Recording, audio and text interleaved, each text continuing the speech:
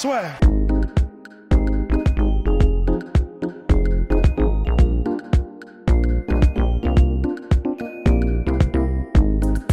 Bonjour à toutes et à tous, bienvenue au podcast. Ça sort dans des conditions particulières puisque on vient tout juste de week-end, il est 10h du soir et on n'en peut plus. Voilà.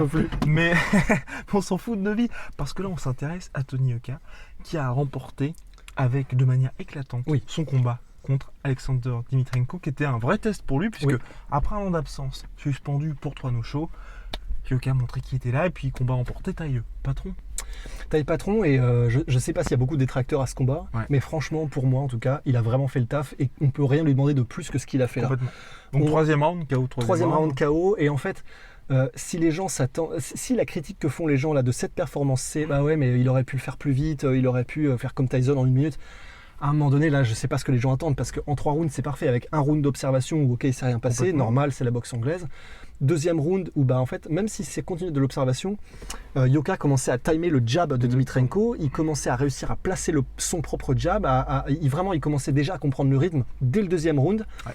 Et troisième round, sans même forcer, en fait, il a déroulé sur un bel enchaînement, un petit uppercut qui passe bien, que Dmitrenko voit pas venir. Premier knockdown. Le deuxième, ensuite, il met le coup de poinçon sur la carte de membre et puis c'est bon. Donc honnêtement, je vois pas. Techniquement, c'était beau. Ouais. Il était propre.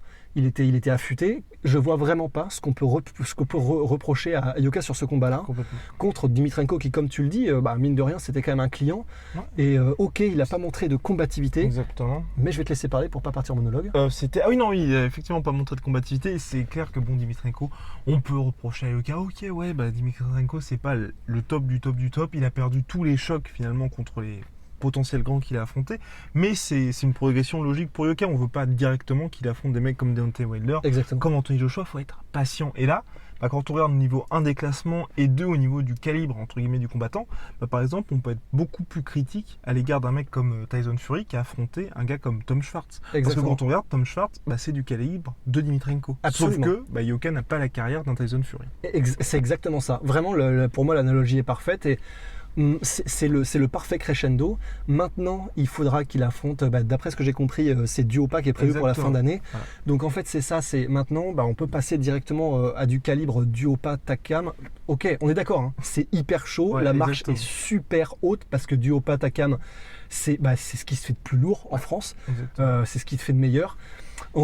Moi, et je sais que tu es d'accord, j'avais bien envie qu'il y ait un Tyrone Spong. Ouais. On veut absolument Tyrone Spong parce que t'as le nom, t'as ce côté aussi, un mec qui est hyper solide dans les différentes disciplines et surtout qui est connu à l'étranger. Parce que quand on a parlé avant le podcast, comme Yoka a ce contrat avec Canal+, qui est très bien pour le marché français, mais à l'international, Canal+, les Américains par exemple ne connaissent pas Canal+. Et puis c'est vrai que un gars qui combat au Palais des Sports ou à Antibes là, c'est pas vraiment ce qui va faire s'élever les Américains. Alors qu'un mec, on dit t'as battu Tyrone Spong, le public américain va dire ah ok, ça je connais ce mec là. Ouais, en fait c'est ça, c'est même si Tyrone Spong, et c'est clair, hein, vraiment aucun manque de respect à Duopa et Takam, Tyrone Spong ce n'est pas du tout du niveau de Takam et Duopa. Ça c'est sûr, c'est un fait. Mais en revanche, Tyrone Spong, ce qu'il peut apporter à Yoka, comme tu le dis, c'est vraiment. Tyrone Spong est tellement connu du côté américain, dans sa carrière de kickboxer, un petit peu de MMA, etc., que vraiment. Si le but de Yoka c'est d'abord de se familiariser auprès du public américain, c'est parfait. Tu fais d'abord le Tyrone Spong qui en plus est un vrai combattant et un vrai champion du monde dans l'âme. Il l'a été dans plein de disciplines, kickboxing, boxe thaï. Donc ça c'est une critique qu'on peut faire en revanche à Dmitrenko, c'est que la combativité, c'était pas trop ça. Enfin clairement le mec vraiment, t'avais pas l'impression qu'après le premier knockdown il avait envie d'être là. Le gars il est venu prendre son chèque et puis voilà. Je prends mon chèque, ok 2 knockdowns, là, j'arrête, c'est bon. Tyrone Spong ce sera pas ça, le mec c'est un chien, c'est un loup, il lâchera jamais. Et puis il est toujours invaincu, donc t'as ce côté aussi, je veux quand même pas lâcher ce truc là pour rien. Ouais voilà, il a quand même, même si c'est pas des ceintures qui veulent dire grand chose, il a quand même 2 ceintures, je crois que c'est panaméricaine, voilà.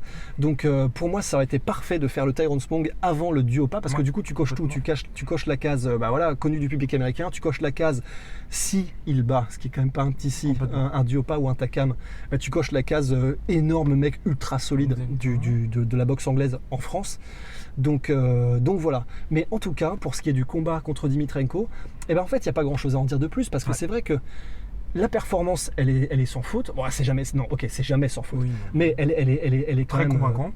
Très convaincante. Après un an d'absence quand même. Là, t'avais pas l'impression que le gars, c'était son combat de retour. Et puis il avait la pression parce qu'il fallait vraiment qu'il sorte le grand jeu et que les gens oublient complètement cette affaire des 3 no-show. Ouais, et voilà. Et là, honnêtement, c'est chose faite. Hein. Vraiment, c'est ça. C'est comme s'il avait jamais vraiment quitté le ring, comme s'il n'avait pas eu un an d'absence. Donc, c'est parfait, c'est très bon. Il est reparti en fait, il est reparti comme en 40, comme il était juste avant sa période un peu trouble là. Ouais, voilà, parfait. Hein. Super pour Tony Yoka, donc il reviendra le 28 septembre prochain à Nantes. Donc voilà, là aussi, ça vous donne une idée du potentiel adversaire. S'ils font le combat à Nantes, bien évidemment que ce ne sera pas le choc contre Duopo ou Takam, donc ça pourrait être un autre nom, donc c'est là que Tyrone Spong serait l'adversaire parfait. Et après, s'il remporte ça, plus les chocs d'ensuite, 2020, il peut viser directement les gros chocs. Parce que Polydomso le dit à chaque fois, c'est vrai que Yoka a quand même perdu beaucoup de temps entre le fait qu'il voulait absolument sa ceinture olympique. Mine de rien, ça lui fait perdre quand même 4 ans chez les pros. Ouais. Et là, il faut s'y mettre. Parce que quand vous regardez tous les mecs qui arrivent, les Joe Joyce, tous ces gars-là, ils ont l'âge de Tony Yoka, ou sinon, ils sont même à chaque fois un petit peu plus jeunes. Donc pour lui, là maintenant il faut qu'il montre qu'il termine son année 2019 avec 3 combats avec un gros rythme quand même, et puis ensuite 2020 il pourra directement dire peut-être des ceintures européennes, ou même d'ici la fin de l'année 2020 déjà une ceinture mondiale. S'il y a un espèce d'éparpillement, ce serait pas, surprenant quand on voit que Joseph Parker a quand même été champion du monde, que Yoka soit lui aussi champion du monde. Non, c'est pas déconnant, et là la progression, elle aurait du sens en fait, parce que voilà, ça y est, en fait là il commence à accrocher des noms, c'est ok, c'est des mathématiques d'anglaise, donc ça marche jamais, mais quand même la manière dont ça a été vendu, c'était le dernier adversaire d'Andy Ruiz qu'il a mis KO, Andy Ruiz, Anthony Joshua, mathématiques magiques. Et donc ça y est, il commence à vraiment être, ça y est, il est dans la matrice là, il est dans la matrice anglaise mondiale. Il est probablement maintenant, ça y est, peut-être un peu plus suivi par tous les bookmakers, les machins. Donc ça y est, c'est enclenché, la conquête là pour le coup, elle est vraiment enclenchée. Et il n'y a plus qu'à. Donc non, c'est parfait. Maintenant, c'est maintenant que ça commence quoi, vraiment. C'est maintenant que ça commence. Superbe. On parle de l'UFC vite fait. Très vite fait. Donc parce qu'on a chaud là. Donc l'UFC, il y avait UFC Sacramento, carte magnifique qui était attendue de tous avec un main event. Deran Dami contre Aspen Ladd. Parce qu'en fait, on refait le podcast. Oui, c'est pour ça. Faut que vous le sachiez. En fait. On a essayé de faire un truc en roulant qui était magnifique. On vous mettra peut-être des screens, peut-être parce que ça fait du boulot.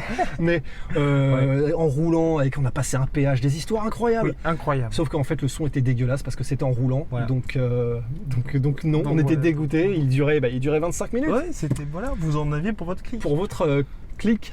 Et là, sauf que on est entre 2 arrêts de bus, comme des moins que rien, des saltimbanques. Exactement. Donc la pauvre Aspen Ladd qui était invaincue jusqu'à maintenant, numéro 4 des Bantam, affrontait Deran Dami, donc qui est certes numéro 1, mais que l'UFC ne veut pas, que les fans n'aiment pas non plus. Donc bref, c'était l'occasion parfaite pour Ladd de vraiment s'offrir un nom et de confirmer un peu sa position, parce que souvenez-vous, elle devait à la base affronter Holm.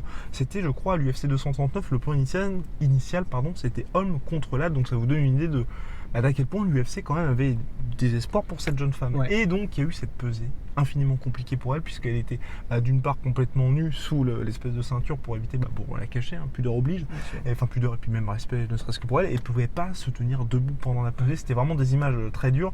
Donc quand tu vas affronter une strikeuse du calibre de Deran Dami, quand tu viens 24 heures avant le combat de traverser ça, forcément t'es pas dans les meilleures conditions, et ça s'est vu. Et en fait ça s'est vu parce que ok, c'est un peu comme Cerudo Dillashaw, tu vois, on ne sait pas quel est le rapport entre la capacité à encaisser un coup, même si on sait que c'est réel et que ça existe, et ta déshydratation. Surtout que Dillashaw s'était quand même bien passé. Parce que en fait, exactement, parce que là la différence c'est vraiment, si jamais il y a des gens qui arrivent un peu sur les MMA, etc., et qui voient cette pesée, d'ailleurs allez-y par curiosité, ne serait-ce que pour voir ce que c'est. En fait, il faut savoir que quand tu es déshydraté au point où Aspen Ladd était déshydraté, donc que tu n'arrives plus à marcher, honnêtement, je peux hypothétiser, je pense sans trop risque de me tromper, qu'elle devait être à moitié, complètement léthargique dans le vestiaire. Si elle n'a pas eu de blackout, c'est coup de chance. Vraiment, c'est vraiment comme une déshydratation extrêmement sévère, comme si vous alliez faire un putain de marathon dans le désert. C'est extrêmement sévère. Et le truc, c'est que ça te crée en fait donc le liquide qui englobe le cerveau, en gros se réduit comme la peau de chagrin quand vous êtes déshydraté comme ça. Et si en plus de ça vous avez des chocs dans les 72 heures qui suivent, les lésions créées en fait sont vraiment 4, 5, je sais pas quel est le chiffre, je suis pas expert, mais c'est énormément amplifié les lésions causées par les chocs une fois que tu es déshydraté de cette manière. Donc Aspen Ladd, 24 ans, elle était prometteuse, mais là vraiment c'est extrêmement dur là. Et KO en 16 secondes. KO en 16 secondes. En le plus, stoppage de l'arbitre, enfin l'arrêt de l'arbitre. Clairement, c'est très bien. Non, c'est très bien, c'est très bien. La manière dont elle tombe, enfin vraiment. Et puis les conditions aussi, parce que c'est vrai que. Bon. Et tu peux pas l'ignorer quand t'es Herb Dean, tu vois. Tu as vu ce qui s'est passé la veille. Et là, la manière dont elle tombe, ok, elle est pas genre déjà en mode, Rashad Evans, Machida, tu vois, mais d'un autre côté. Elle tombe et genre elle est mise de côté et en gros tu sens qu'elle a aucun repère, elle essaie pas genre de se remettre direct, affûter, machin, en alerte. Et genre elle tombe comme ça et t'as l'impression qu'elle a le cerveau qui est lent en fait. Et ça c'est sûr que la déshydratation à y voir aussi, en plus bien sûr du fait qu'elle se prend quand même une superbe toise de Randami qui est parfaitement setup, hein. Tu caches avec la main, boum, tu mets la droite, ça c'est cousu de fil blanc. Mais voilà, très très dur et très dangereux et inquiétant pour Aspen Ladd. Mais voilà, de Randami, on ne sait pas où elle va avec ça. Ils l'ont gardé probablement, même si personne ne l'aime, dans les fans, etc., pour combattre Amanda Nunes, parce que on peut pas lui enlever, même si elle triche un petit, même si elle triche complètement, beaucoup, voilà, c'est une très bonne strikeuse, que c'est une vraie menace pour Amanda Nunes. Et puis pour le marché européen, elle est quand même intéressante, parce que tu vois, hollandaise. Tu l'envoies pour l'éternel événement, l'événement annuel à Rotterdam, voilà, ça fait plaisir aux fans. Ouais. Bon. Voilà, elle est là. Exactement. Et puis il y avait aussi l'enfant de Sacramento, Uriah Faber, qui venait. California Kid, qui revenait après 2 ans d'absence, qui a fait vraiment parfaitement le taf, et on le disait dans cette cassette perdue, contre Ricky Simons, parce qu'en fait c'est parfait, c'est-à-dire que ça dynamite, même si ça dynamite la catégorie, parce que donc c'était risqué pour lui. C'était risqué parce que c'est un jeune lion et il pouvait se faire démonter, et dans ce cas-là l'histoire n'est pas tendre avec les gens qui reviennent. Complètement. On peut parler, il y a tellement d'exemples. BJ Penn, mais en anglaise, quand Tyson avait éclaté, le jabber, Polydomso va me tuer. Bon voilà. Et là, il a parfaitement géré, 45 secondes, un superbe over and right, et puis il a call-out en Cerudo juste après, c'est parfait. Il a répondu au call-out, c'est parfait, parce que même s'il y a Petrian et Aljamain Sterling qui sont déjà dans la KT, c'est quand même un éternel poulie d'or, mais donc de très haut niveau en fait. Uriah Faber, donc il est là, il montre qu'il est présent, il a montré aucun. Le 15e shot sera-t-il le bon? Putain, ouais. Il montre qu'il n'avait pas de ring rust, qu'il était parfaitement frais comme jamais.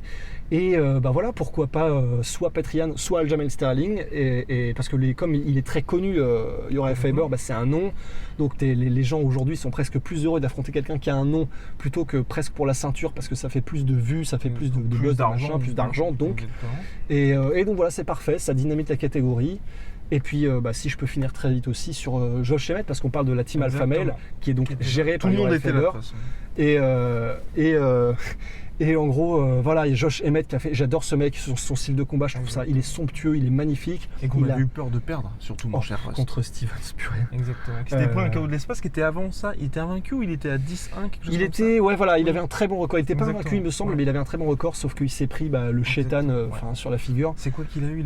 Il a eu plusieurs fractures. C'était terrible. Il aurait pu ne pas revenir. Vraiment, Josh Emmett, pour le coup, il s'est souvent utilisé comme trash talk, mais lui a vraiment cassé le visage en fait. Complètement.